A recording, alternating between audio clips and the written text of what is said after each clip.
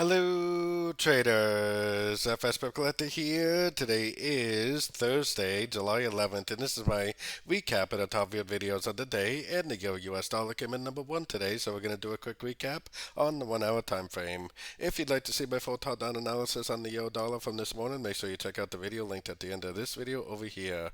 So today was CPI inflation data for the US dollar, or the US. Definitely caused the dollar to go down, euro dollar to go up.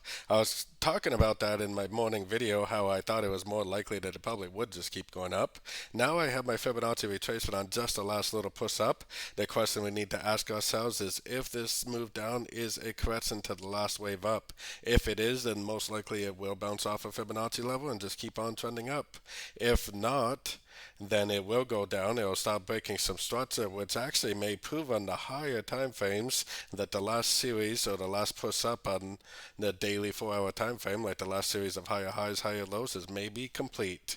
We have to wait and find out. Most likely this move down right here is a correction to the move up. I'm definitely betting on a bounce at either the 61 or the 78%.